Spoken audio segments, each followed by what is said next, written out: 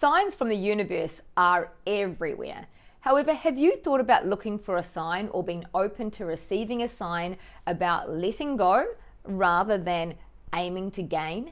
You see, a lot of people are asking for signs from the universe, signs of where to meet their man, signs of how to expand their career. Yet, really, we're all about unwrapping the heart so that you can naturally fall into these spaces of abundance and love and wonderfulness simply by being in your absolute light. Now, when we know we're unwrapping the heart, how do we know which layer to reveal next? Well, it's quite easy really, because we simply allow whatever rises, whatever pops up next, to be our first port of call. Unlike many therapies, when people go digging for the trauma and bring up the past and talk about things to aim to overcome it, yet when we put focus into something, when we talk too much about something like past trauma, we actually relive it and bring more of it to us. Therefore, the aim of the game with the Conscious Creation Code is to create what we want and by default disperse, dissolve and let go of the fear and trauma and sadness and yucky stuff from the past. So how do we know what is the next layer to reveal? I'm going to share 5 signs with you that you can use. There's loads more, but these are the 5 main ones that I work with clients. The first one is triggers. Basically, when we trigger, we react in a visceral sense or an emotional sense negatively to a situation that happens in your current circumstance. Now, what this trigger is actually doing is stirring up an old memory that has an emotional charge attached to it. So that moment in time that you're experiencing in your current situation is in fact reminding you of a parallel situation from either many years ago or even lifetimes ago. And there it is, right there, waiting for us to deal with. Now the thing is, we don't actually need to deal with every single layer of that. We need to go to the resistance of where that trigger began. And by default, we then transform all the parallel triggers that were on the same wavelength up until this point in your life and beyond. Boom. That's number 1, triggers. Number 2 is physical ailments. When we have a physical ailment, especially a long-term chronic illness or something that's been bothering you for a number of years or at least a few months, this is very much a sign that your body is talking to you. Your body speaks to you through your mind, and your mind speaks to you through your body. So therefore, what you need to do is take the ailment at hand and ask yourself, what is the role of this in my body? So for example, if it's something to do with your leg, a leg generally steps you forward in life. It moves you forward in great directions.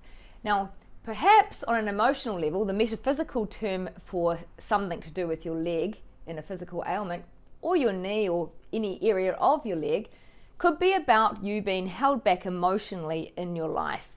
Maybe you're holding on to the past and unable to step forward. So it gives you a sign of something that's holding you back. Equally, if you constantly get sore throats, or perhaps you even have a sore neck, here's 2 different ways of viewing that, because you have to work out what it is for you specifically. Now, a sore throat, for example, could be a difficulty in communication, expressing yourself, and really being heard. Otherwise, a sore neck, being in mind that that's our sort of flexible nature of life, we could be a little bit more rigid than would be beneficial for us.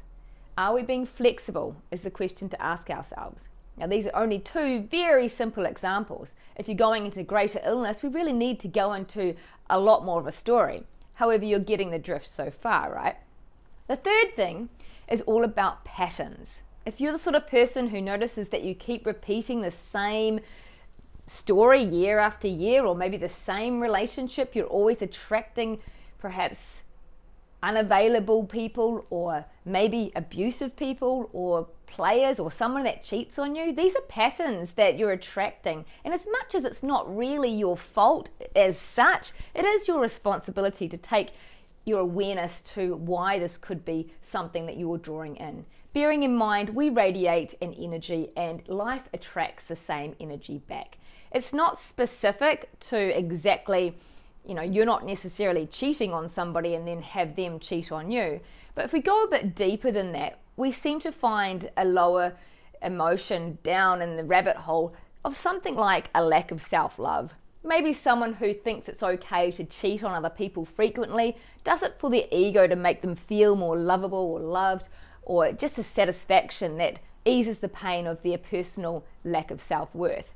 Equally so, if you attract relationships that tend to have this sort of treatment of disrespect, it also tends to point to lack of self-worth. So this meeting in the middle, this lack of self-worth, is depicted differently in each individual, but we come together on that common denominator.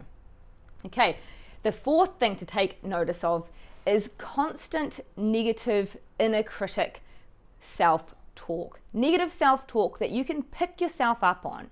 You know what it is that you're always hassling yourself about or bagging yourself.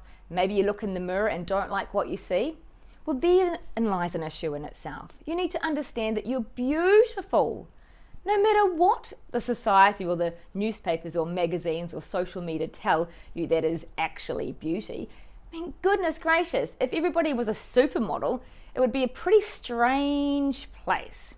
So far we've got triggers, patterns, negative self-talk. We have also got physical ailments. And the last one is a constant low vibe emotion. So we could be stuck in depression or anxiety, or maybe even anger, like tend to get sort of riled on a regular basis. Something that's either long-term, hangs around a lot, or pops up more frequently than it perhaps ought to. Because any of the low vibe emotions don't tend to feel good, you'll know which ones you're being stuck with. So these are just 5 ways of depicting what we need to deal with next. When one of these pops up or one of them becomes more dominant in your life, that's your next layer to unwrap.